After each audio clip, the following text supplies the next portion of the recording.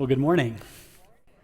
We are this week wrapping up our series. We've been walking through this conversation where we look at the ways that Jesus is inviting his people to get closer and closer and closer to him. And so over the last few weeks, over the last month or so, we've been walking through a very specific set of scriptures where it's the aftermath, really, in many ways, of Jesus having sent his disciples out on a mission, and then they come back and they talk to him about what they've experienced. They celebrate what they've experienced. And so, with the exception of last Sunday, everything that we've done over the last month or so has been around this conversation with Jesus, building on the experiences, the moments, the conversations that Jesus had with his people as they sought to follow after him and sought to continue to get closer to him.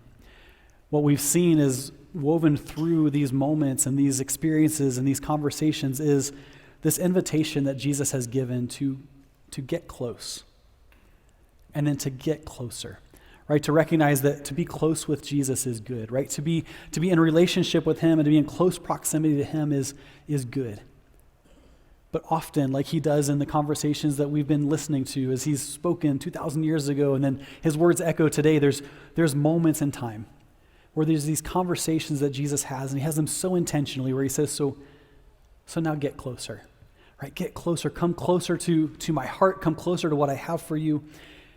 And so what echoes over the last 2,000 years, that then echoes into our lives today, is this invitation, Jesus saying, get close and get closer.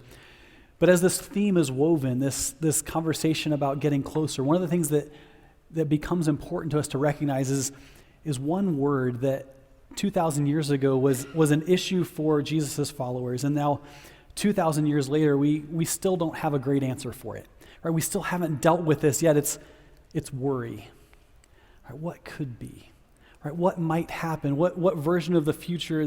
What's the worst things that can happen? And how do I try and do my very, very best to avoid the things that may come my way?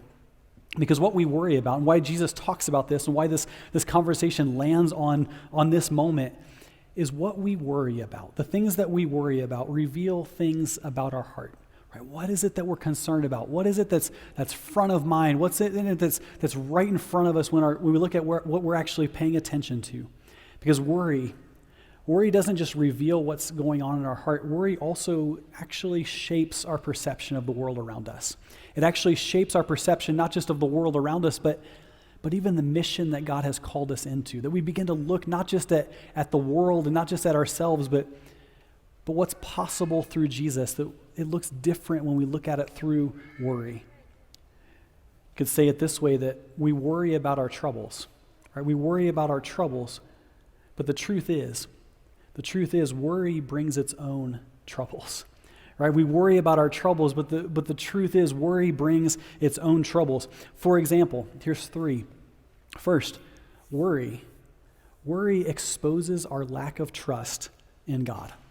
Right? Worry exposes our lack of trust in God. And what I mean by that is when we worry, right, when we focus on the things that we think we can control, we're leaning into an illusion of we are in control of all of this, that all of this rests on us, and it's our decisions, and it's our wisdom, and our like the process that we go about living our lives where we are the ones in control, where we're in charge. And so when we worry, we're taking responsibility for these things, right? So we're exposing, when we worry, it exposes those areas in our lives where we don't yet fully trust God to handle. Worry causes us to lose our focus. Worry causes us to lose our focus. This plays out in 2 ways. One is that we actually lose this eternal perspective that God has offered us, this eternal perspective that as followers of Jesus we can have. And instead of an eternal perspective, we see the temporary. Right? So we trade this temporary, or this eternal view for this temporary view, and so it leads to making short-term decisions that really only make sense right here and right now, but in the whole scheme of eternity aren't the right decisions. Right? Worry causes us to lose our focus. It also, in that sense, causes us to lose our sense of scale. Right? That's the other piece of focus, where the things that we're worried about, the things that are right in front of us, these things that in the whole scheme of all of it is usually fairly minor. They're small things. But the more we focus on those small things, the bigger they seem. right? The more we think about it, the more we process, the more we worry about these small things, we begin to just, it's like we lose our peripheral vision. We're just focused on this thing that's right in front of us. So much so that the small thing becomes a big thing. And then the things that are truly big things, it's like we can't even perceive them because they're just like out of our view, out of our field of view, that worry causes us to lose our focus. And worry steals our joy. And the way that plays out is it's in a trade that we make. When we worry, we're trading today's joy for tomorrow's problems. Right? We're trading today's joy for tomorrow's problems, and that is not a good trade, because what we're really doing is we're actually trading not just tomorrow's problems, we're trading the version of tomorrow, the future version of tomorrow that we've processed in our head through the worst possible set of circumstances. Right? We're worried about the what could be, but probably not even an accurate picture of what will be. And we're trading that version of the future, the problems that are yet to come. We're trading that for the joy that we're invited to live in today. Right? We lose our joy. Worry steals our joy. But the good news, right? Maybe the foundational good news for this message and for the conversation that Jesus is guiding us into this morning is that Jesus offers us a much better trade. Right? Because of Jesus, you can trade worry for peace. Right? Because of Jesus, you can trade worry for peace. So this isn't us just willing ourselves to operate differently. This is us saying, because Jesus did for me what I never could have done for myself, I can trust him and let go of my worry and trade worry for peace. Because worry brings its own troubles, and Jesus is offering us something much different, much, much better. And so we talk about this idea of getting close. Close is trusting God with our needs, right? Close is trusting God with our needs. And as we've said many times throughout the course of this series, close is good, right? For us to live like this, for us to live in a way that says, so I'm looking at my life and I'm looking at the way that God is interacting with me, and I'm going to trust that God is going to provide for me, right? Close is a beautiful way to live our lives, to be close in relationship with him, to be close in proximity to him where he's working in our lives and through our lives, and we say, so come what may, I'm going to trust that my God will provide, right? This is us trading worry for peace. Close is good. This is us leaning into the promises that Jesus has made to give us the opportunity to trade worry for peace. And so Jesus has made this all possible, and now he's inviting us to take that step to trade worry for peace. And the way this works, the way this trade works, Jesus describes in Luke chapter 12. He's making it possible for us. To give context, as we prepare to spend time in Luke 12, Jesus has just told a parable to the disciples. He's told the parable to the disciples and some people who were around listening. And he talked about a man who had a great harvest, right? A really good year. And he had gathered lots and lots of resources to himself. And so he looks and he says, so what should I do with what I've harvested? What should I do with what's now in my hands? He looks back and he says, you know what I should do? I should build bigger barns. I should figure out a way to store all of this and just make sure I'm holding on to everything that has come my way. And Jesus has some really pointed words for him in this moment, in the echoes of that story. But what he says is it's not good for us to hold on to all those kinds of things, to gather for ourselves without being rich toward God. And being rich toward God means that we're rich towards the things that God cares about. And God cares about people, right? God cares about those who we're journeying with. God cares about those who are around us. And so when God says, so be rich toward God, he means be generous towards the things that God is generous towards. And God is generous toward people. This generous God needs a generous people to be living on mission and operating differently than the way the rest of the world operates. And so then he turns to his disciples, now this much smaller group, these people who are much closer to him in terms of the journey and much closer to him in conversation. And he begins to give them very specific instructions. And what he's talking about as he's giving these instructions is he's really describing for those of you who are living your life on mission, right? For those of you who are saying, I'm all in on what God has for me. I want to see what God does in my life and through my life. He said there is an extra layer to this, even more instruction to this. And he gives them specific instructions for how they should approach life differently as a people who are on mission with him. And so in all of this, in the much bigger conversation that Jesus is inviting them to get closer, it becomes for the disciples an invitation to get closer, to actually take hold of this invitation that Jesus is offering them, to peace, but to also a different approach to life, a peace that's only possible through Jesus. So Luke 12, starting verse 22, and he said to his disciples, "Therefore, I tell you, do not be anxious about your life, what you will eat, nor about your body, what you will put on. For life is more than food, and the body more than clothing."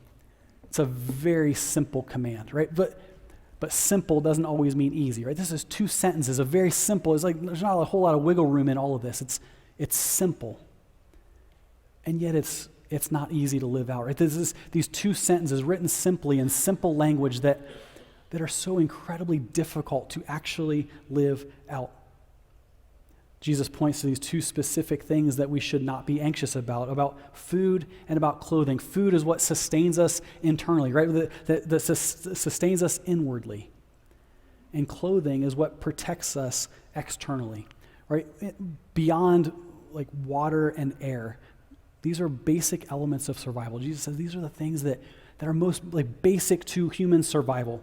He's not talking about comfort. He's not talking about, I'm going to provide comfortable clothing for you, or don't worry about whether or not your clothes fit just right, or when people look at you, if you have style, or if that's in or out of style. It's not preserving or maintaining some sort of appearance or the perceptions that other people have of you. It's simply, like, to its most basic element, survival, the clothing that will protect you from the elements, the clothing that will keep you alive, and food, right? The thing that will actually sustain you as you go day to day to day. So in many ways, what Jesus is saying, you could say it this way, is so for life is more than survival, because survival takes on a different sort of mentality. Survival mode puts us into a mentality that really is wrapped up in a sense of scarcity, right? That there's not enough to go around, and so we better hold on to or gather for ourselves whatever we think we're going to need to be able to get through whatever it is that might be coming our way. It's this scarcity mentality. It's a scarcity way of approaching things where we say you just have to gather and hold on to and keep and preserve and make sure I'm taken care of, because there's probably not enough to go around. So Jesus says life is so much more than survival, because Jesus cares about our needs. This is part of what he's getting at as he's preparing the disciples for the next big sending, as he's preparing them to go out and to trust God as they follow him on mission. That Jesus cares about our needs. That's not what Jesus is saying, is that, like, don't worry about or don't pay attention to the needs of your life. Jesus cares about our needs. He cares about our lives. He just wants us to have a bigger picture of what life is about. And in drawing that picture for us and in painting that picture for us, making that picture clear, he then invites us to live into that picture as well and to say, so my life will be about more than just survival. Jesus says, consider, verse 24, consider the ravens. They neither sow nor reap. They have neither storehouse nor barn, and yet God feeds them. Of how much more value are you than the birds? One of my favorite authors, Wendell Berry, writes a poem called The Peace of Wild Things. And he says this, when despair for the world grows in me, and I wake in the night at the least sound in fear of what my life and my children's life may be, I go and lie down where the wood drake rests and his beauty on the water, and the great heron feeds. He says, I come into the peace of wild things who do not tax their lives with forethought of grief. I come into the presence of still water, and I feel above me the day-blind stars waiting with their light. And for a time, I rest in the grace of the world and am free. What Wendell Berry is getting at is very much what Jesus is talking about. When we look at the way God cares for what he has created, when we pay attention to the way God is at work in the world, that God created and sustains, and we can look and we can see the way that God operates in nature and preserves and cares for all of it that he has created, that we can actually get our heads around the fact that God cares about birds and things that he's created, that God has actually created systems in which their lives are sustained. He says, so if God did that for the birds, if God did that for all of creation, why would we imagine that God has not done that for us, or that God would not do that for us? Because it's with all of this in view, as Jesus says, not only are you part of something where God sustains what he has created, you're also so much more valuable than anything else that God has created. That if God has created systems in which there is sustenance for all of the animals and the birds of the air and in the fields, all these kinds of things, then how much more when God looked and said humanity is very, very good. That if God loves you so much, if God cares for you so much, how much more will God care for you and provide for you? God has provided for every other living thing that he has created on a daily basis. How much more will he provide for us? And so it's with all of this in view that Jesus begins to make an argument. He takes on some of the pushback that he anticipates from the disciples as he's having this conversation. He says, and which of you by being anxious can add a single hour to the span of life? If then you who are not able to do a small thing as that, why are you anxious about the rest? The reality is, worry, not only can it not extend life, worry actually diminishes our lives when we live in it, right? Worry, not only can it not extend life, but it actually diminishes our lives. And so this isn't just a helpless statement where Jesus is saying, so don't worry about anything because it's just like a hopeless and helpless sort of way of living. He says if worry can't even add an hour to your span of life, then why would you hold on to that? Why would you trust in what you're worried about? It's an invitation to a different approach to life. What's the point? Right? What's the point in holding on to worry if it can't help us? And if we would let go of what we're worried about, if we would let go of what we think we can control, if we can let go of the things that we're so focused on instead of focusing on what God has called us to, if we could let go of those things, what could we then take hold of? Right? If we let go of that, then what could we then take hold of? Jesus says, consider the lilies. Consider the lilies, how they grow. They neither toil nor spin, yet I tell you, even Solomon in all his glory was not arrayed like one of these. But if God so clothes the grass, which is alive in the field today and tomorrow is thrown into the oven, how much more will he clothe you, O you of little faith? Jesus says, so look around, right? We're looking at the ravens, we're looking at the birds, we're looking at the other things that God has created. But he said, look at the fields. And look at the flowers and look at all that God has crafted and created. If God in his infinite wisdom and his care and concern for creation has done that for them, how much more? How much more for you who he loves, who he created, step back and said, this is very, very good. How much more will he care for you? How much more will he clothe you? And again, Jesus says, like what we heard him say as he approached the boat walking across the water last week, as we heard this conversation and listened to him in conversation with the disciples, again, he says, you of little faith.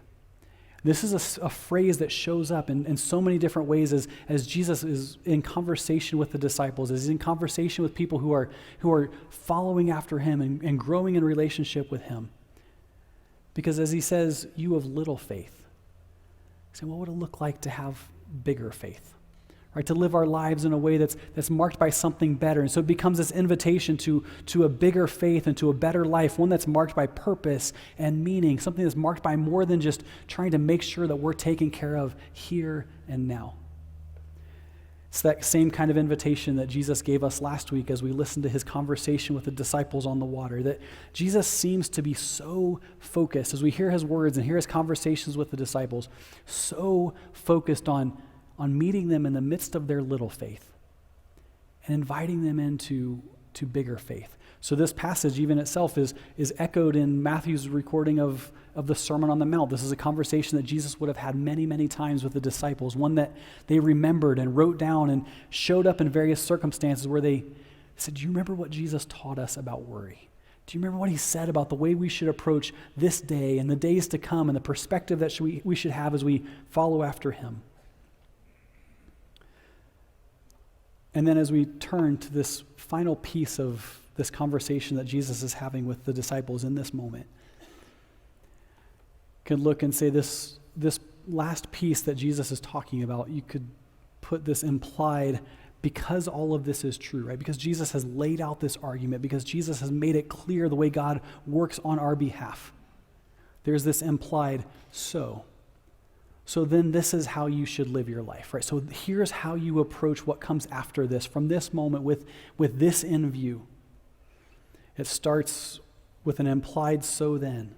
It's an invitation to us to apply it to our lives as well. An invitation to the disciples to live differently. And then Jesus, as he's describing this moment, takes what would be a surgical approach. Saying, I want for you so much more than what you've experienced up to this point. I want for you so much more than what the rest of the world has experienced. And he takes this surgical approach and says, and right here, this one little thing, if you could change this one little thing about your life, then it would change everything else. That this is the thing. This is a surgical operation. This is a moment where we deal with this one thing that changes everything that comes after it. And what I've seen and what I've been able to celebrate, I'll just say before we move into this moment, over these last few weeks, I have watched this church live in such a beautiful way.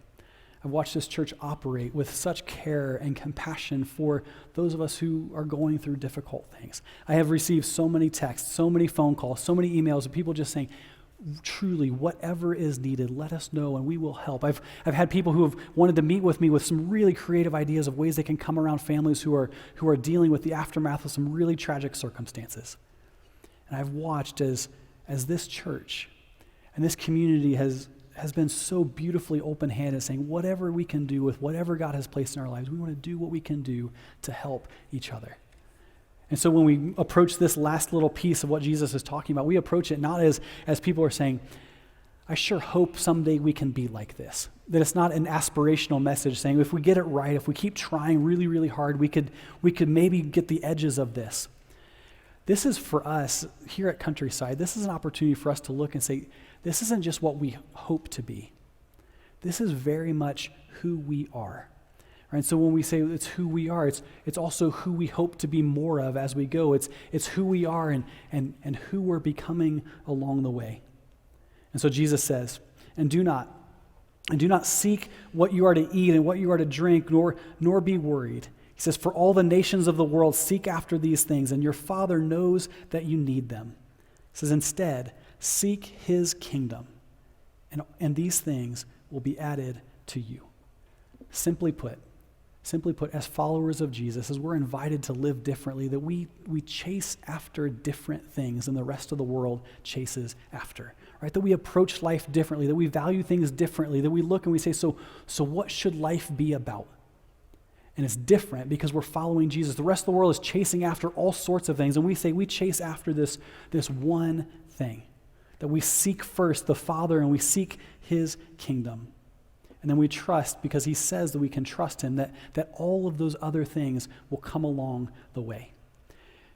It's like when we, as parents, or those of us who are investing in kids in some kind of way, or just watching kids grow, that we look and we say, we could take one of two approaches, right? One would be, man, I want to raise like really good kids. I want to help my kids be really, really great.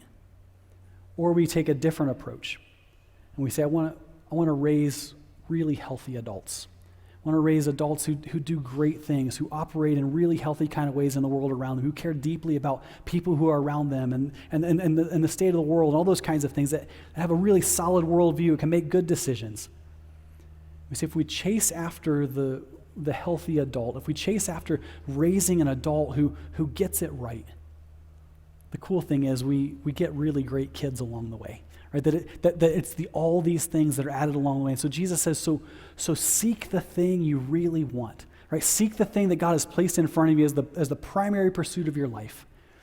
And then trust that the God who is calling you to that thing will provide for you as you follow after him. Right, this is Jesus speaking to those who will specifically be sent on mission, saying, so as you go, and you go to the very ends of the earth, and it's going to cost you in all kinds of different ways. But as you go, don't worry about all the things. Chase after the one thing that really matters, is worth giving your life to. And then trust that the God who loves you, who's calling you forward, will take care of all of the other things. And so, because we're chasing after different things, we fix our eyes on something different. We seek the kingdom. And so it's in this moment where Jesus is weaving into this conversation these two concepts of worry and kingdom. And part of why he's putting both of these two is like this is like two completely different ways of operating. Because when we choose one or the other, we choose it at the expense of the other. So when we worry, right, when we are focused on, as we're called to be living on mission, we're calling to like chase after the things that God is calling us to chase after. If we focus on our worries, if we focus on the things that we're worried about, we lose sight of the kingdom. Right? This is how this plays out. But if we chase after the kingdom, we focus on the kingdom, and we're focused on that, and that's where our mind is occupied, and our eyes are fixed on what God is calling us to, then the worries of each day, the things that we go through on a daily basis, become a whole lot less important to us because we're chasing after the big thing. Right? So Jesus lays these two concepts side by side because it really is a choice in what's going to be the priority for our lives. To focus on one means we're not focused on the other. Worry is all the things. The kingdom is the one thing that's truly everything. And so we're presented with this choice. And like so many choices that Jesus presents us with, it's a choice that once we make the choice, that choice begins to make us along the way. Right? It begins to form us when we say we're gonna choose one or the other. And then that begins to do a work in us, and we begin to operate in light of that thing that we're saying, this is the choice and the priorities and the focus of our lives. And then Jesus closes with something that is just such a blessing as he's having this conversation with his disciples. It's this encouragement to live a bigger faith and to live a better life. He says, fear not, little flock, for it is your Father's good pleasure to give you the kingdom. It says, sell your possessions and give to the needy. Provide yourselves with money bags that do not grow old, with a treasure in the heavens that does not fail, where no thief approaches and no moth destroys. That Jesus speaks peace, right? Can you imagine Jesus speaking to his people saying, fear not, little flock. As he's been talking about worry, as he's been talking about the opportunity he's inviting them into to live in trust of him. Jesus speaks peace, but then he shares the Father's heart for us. That God, the God who created all of this, the God who's in charge of all of this, that God wants for you, that God wants for me, what we may not even realize we want for ourselves. Right? That God wants for us what we may not even realize that we want for ourselves, that the King is offering us the kingdom, and it is his good pleasure to give us the kingdom, right? So it's like God is giving us and offering us what we don't even realize that we want for ourselves. The kingdom is truly everything that we could want. There is something in us, a longing that is in us, that is wired in us to long for this thing that God has created us for. And we go about our lives trying to fill it in so many different ways, trying to distract ourselves from its absence in our lives, trying to find ways to build something around or keep our minds preoccupied so we're not paying attention to what's missing in our lives. We make countless choices trying to solve this one thing, and it's the Father's good pleasure to give us that thing that we may not even realize is what we want for ourselves. And so it's an invitation. The kingdom is everything you could ever want. It's the longing deep in us that Jesus is pointing to and saying, so chase that. Right? Go after that because it's the Father's good pleasure to give you the thing that you may not even realize that you want. And so we respond. Right? We take hold of this invitation. And as Jesus describes the way this plays out, could look at it this way, that fear can make us do strange things. Right? Some of us have made some decisions in our lives where we're like, what in the world was I thinking? Like, that was just not a great decision. I wish I could have that one back because I made that decision 100% based on my fear of the future. Fear makes us do strange things. So does faith. So Jesus describes this by saying, so faith might lead us to selling our possessions and making sure that people around us have the things that they need. That faith might lead us to operating differently within the world around us, chasing something very, very different than the rest of the world is chasing. And so if we're going to act strangely, let's do it for the right reasons, right? Let's be weird and strange for the right reasons. If we're going to be countercultural, let's be countercultural for the right reason, not because we're living in fear, but because we're living in faith. And so Jesus invites us He invites us to lean into his promises for us, to live differently, to let faith change us and change the way we approach our lives. And he closes with this: for where your treasure is, there will your heart be also. To put a fine point on it, we could ask the question, why? Why would we keep our hearts? Why would you keep your heart somewhere where it's so easily corrupted? Why not take Jesus up on the invitation to have our hearts be somewhere where God has it, where it's worth chasing after, where God is doing what he promised he would do? Because it's hard. It's hard to change our hearts. Right? For many of us, we have had moments with other people where we wish that their hearts would change. Where we've had moments in our own lives where we say, I just wish, not that I'm just making different decisions, but I wish I could just change my heart about this situation. I've got like such a guarded heart, or my heart is so cold, or it feels callous, or guarded, or protected, and we can't change our hearts. And we see this in other people's lives where they may change a little bit about how they act, but they're not changing their heart. But what Jesus is describing in this promise, he says, so where your treasure is, there will your heart be also. It means that we do actually have a little bit of leverage. We can decide where our treasure is. Right? We can decide what we value most. We can decide where it is that we're going to store for ourselves the treasure of our lives. And Jesus says, if your treasure is there, then that's where your heart will be also. So what if we took him up on this invitation? We said, so we will start to treasure things like what God is inviting us and calling us to treasure things, that we will pay attention to what we value. We'll pay attention to what we see as most important. And then let God do that work where he takes our heart and shapes our heart and moves our heart in that direction. Because we can't change our heart, but we might be able to change where our treasure is, and then let that be the guide for our heart. How we steward our treasure. How we steward our treasure not only can change us, or can God use to change us, it reveals our heart. And God can use it to change our heart. Which is not a fake it till you make it, saying, so I'll just be open-handed, I'll try and do all the kinds of things I think God wants me to do, and then maybe in some sort of transaction that he'll change me. It's a cycle of trust where we say, I'm going to, you know what, maybe in a very, very small way, I'm going to be open-handed, I'm going to trust God. And then God provides for us, and then it makes it a little bit easier to trust him the next time, and the next time, and the next time. What we find is that God takes us in this cycle of trust where we're growing closer and closer and closer to him. We can't will ourselves there, but we can live ourselves there with God's help. Jesus invites us to come close and then get closer. Close. Right? Close is good. Close is trusting God with our needs. Closer is trusting God to provide through us.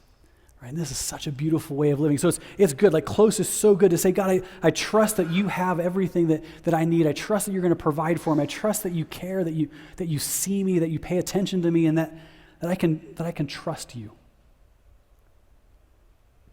Trust to provide for our needs, but also to trust God to provide through us, to say, God, what do you want to do with what you've placed in my hands? Right? A very, very different approach to life, to say, I want to not just trust God with my need, but trust God to provide through us. Right? Because of Jesus, we can trade worry for peace. Because of Jesus, we can live open-handed, trusting God not only to provide for our needs, but to provide for the needs of others through us. Jesus makes the trade possible. And this plays out. This plays out in three moves. The first one is this. We move from temporary to eternal. We move from temporary to eternal, which is us taking a posture saying we're going to put first things first. That instead of worrying so much about all the things that are temporary, we're going to say, I'm going to focus on the future. I'm going to focus on the eternity. I'm going to even prescribe value to things in light of the value that they have in eternity. And then to pause and take stock of our lives and say, so if we can trust that God has eternity in his hands, then we can trust that he has today in his hands too. Right? The God who is in control of our future. Right? If we can trust God, and we can trust him with our future, then we can trust him with our today. And so we look and we say, we make this move. We move from focusing on the temporary to focusing on the eternal. We make our decisions not on temporary, what is it that's right in front of me, but where am I heading? And what do I value most? First things first. And we move from scarcity to stewardship.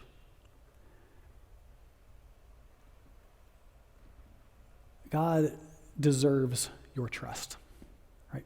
God deserves your trust. He has followed through on his promises. He has done what he said he would do. That God deserves your trust, but he wants your heart. And that means that we take a different approach. We move from worry in many ways to open-handedness. Right? That we make this move, and instead of worrying that there isn't enough to go around, taking a scarcity mentality, saying, how do I hold on to and take up and keep track of and make sure I've got everything I need for whatever future may come my way. Instead of operating with a scarcity mentality, we say, so God, what do you want to do with what you've placed in my hands? Because stewardship is more than just gathering. Stewardship is more than just saving. Stewardship is more than just holding on to or protecting. Stewardship is putting to good use. And so we say, God, I don't want to just hold on to, I don't want to just gather for myself to make sure that whatever version of the future I have in mind, I've got what I need. We say, God, what do you want to do? With everything you've placed in my hands, God, what do you want to do to make a difference in the world around me? And we move from a scarcity mentality, making sure we have everything we need because we think there's not enough to go around, to saying, God, how do I best steward? How do I best put to use what you've placed in my life? And we take a different kind of approach. And we move from worry to sharing peace. We move from worry to sharing peace. And so we'll close with a story and then two quick questions. A few years ago, I was on an airplane flying from Seattle back home to Alaska. So it was a flight from Seattle to Anchorage. And I get on the plane. As I'm getting on the plane and approaching the plane itself, I'm walking, and there's a woman who's up in front of me just a little bit, and I hear her, and she just sounds very, very concerned. She's expressing to people around her that here she's at a certain age in life, and most people have probably flown by the point in life that she is at that point. But she's managed to avoid flying. She said, I'm terrified. I've never flown on an airplane before. I've avoided this my entire life, but I've reconnected with a childhood friend, and she lives in Alaska, so I'm gonna go make this trip, and so it's worth it. I'm terrified. I'm worried. I've avoided flying my whole life, but reconnecting with my friend makes all of this worth it.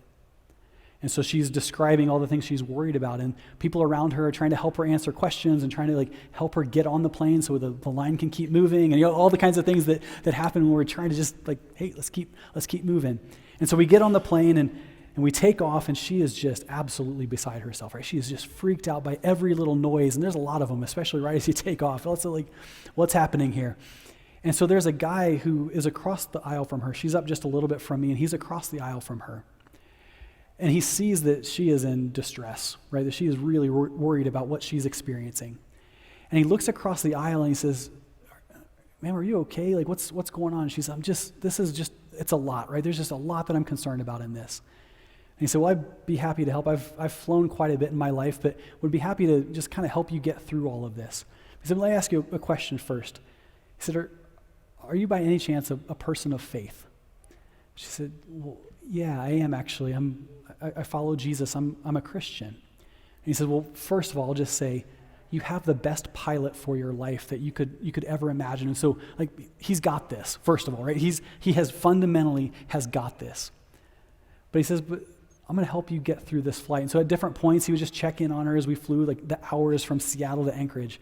But as we got closer and closer to Anchorage, the turbulence started to pick up more and more and more, right? This poor woman on her first flight. And we're coming in and we're flying over the mountains, and there's just the plane is just more than usual, just bucked around by all the turbulence that has come our way. And so the guy actually, before the seatbelt light comes on, unbuckles his seatbelt, jumps across the aisle where there's a seat next to her that's empty. And he says, look, for this last little stretch, is it okay if I just sit with you and talk you through what you're experiencing? She says, that would be very, very helpful. Thank you.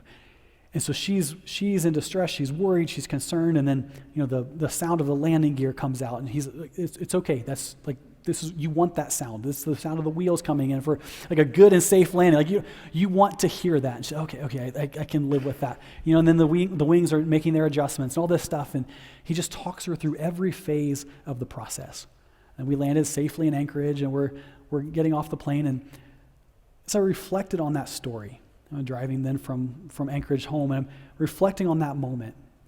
And what I watched was a man do something so beautiful. Because what he did is he sat with her and walked with her through a really, really traumatic and difficult moment. But he let his peace become her peace. Right? He let his peace become her peace because he had been there. He had gone through, right? At some point, he had flown his very first flight and had probably some of the same kinds of concerns. And as she was going through what she was going through, he came alongside her and he spoke peace, that he spread peace into her life. Can you imagine? Can you imagine as people who walk through stuff, who have to let go of stuff, who have to let God and trust God? And we say, so what would it look like for us to be a people who take hold of our stories and we move from worry to spreading peace, where our peace can become the peace of those around us? And so our two questions, where in your life do you need to trade worry for peace? Where in your life do you need to trade worry for peace? Because Jesus, in this moment and through this whole conversation, over the course of the moments that we've had leading up to this point and many, many conversations to come, we're going to hear Jesus inviting us to get closer, for us to lean into a conversation and a relationship with him. But where? But where in our lives do we need to trade worry for peace?